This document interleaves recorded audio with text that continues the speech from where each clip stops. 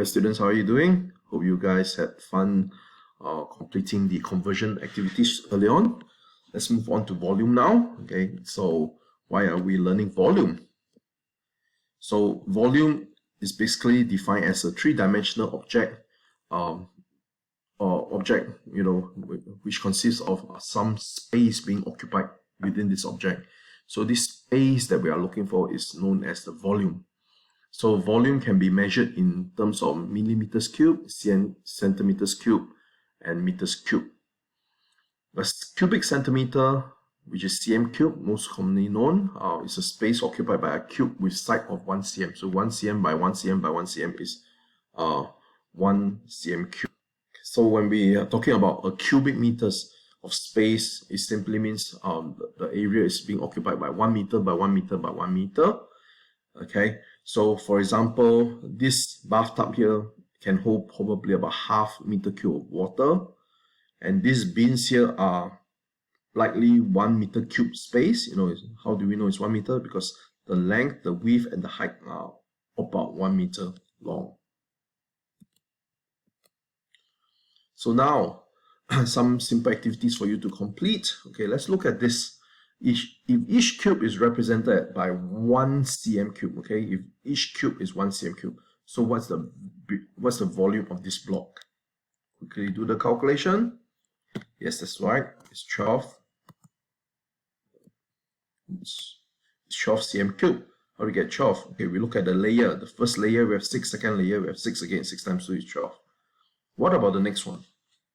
What's the volume? Yep, you just have to count 1, 2, 3, 4, 5, 6.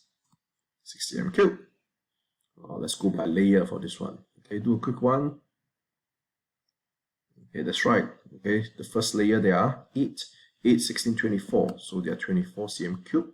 The volume of this block is 24 cm cube. Oh, this one. So unfortunately, each layer is different, but what we can do is we look at this section here. Okay, this section here, okay, this is actually called prism. So whenever you see equal parts, okay, like this part here is equivalent to this part here. Okay, so each part here is actually known as a cross section. So let's find the number of cubes along this cross section here.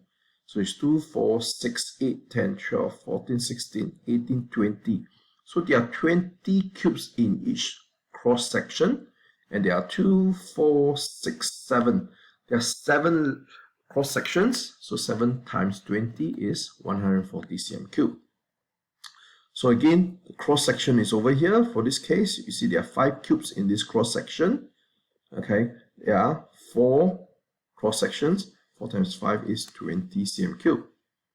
And looking at this, the cross section is this big part here. Okay, this big part here is 3, 6, 7, 8, 9, 10, 11, 12, 13, 14, 15, 16, 17, 18, 19, 20, 21, 22, 23, 24, 25, 26, 27, 28, 29, 30. So each cross section is 30 cubes. 30 times 2 will give you 60 cm cube. Easy to understand this concept? So understanding of cross section, okay, the part whereby it's equal across the whole solid. So looking at this, to find the volume of a rectangular prism, I'm sure most of your teachers will have taught you in the past, to get a volume is actually length times width times height. So we have the length here, the width, and the height here. So it's actually 3 by 4 by 5, which is 60 cm cube. Okay. What about a cylinder like this? Okay, in year 7, you still do not learn the concept on area of circle. So we are pretty kind.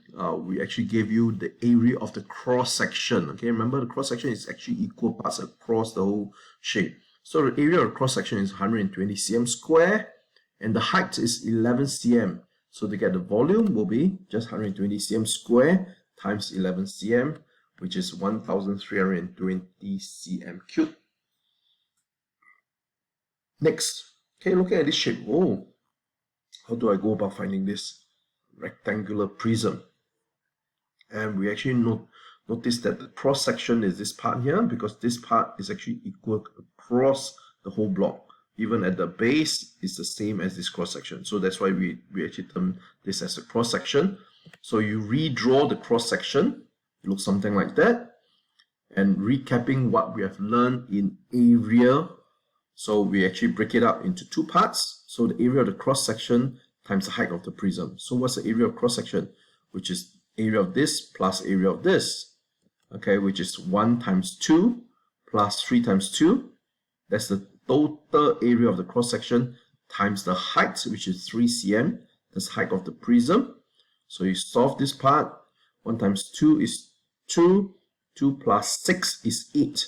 So it's 8 times 3 is 24 cm cubed. What about this rectangular prism? Again, it's a prism, okay? So the cross section didn't happen here, it happens over here.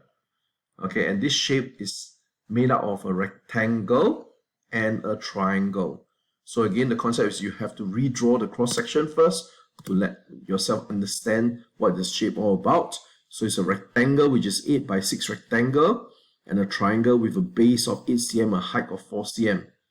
So you can find the total area of the cross section, which is the area of the triangle plus the area of the rectangle. See, this is the area of triangle and this is the area of rectangle. You add them together. Cancel is 16. 16 plus 48.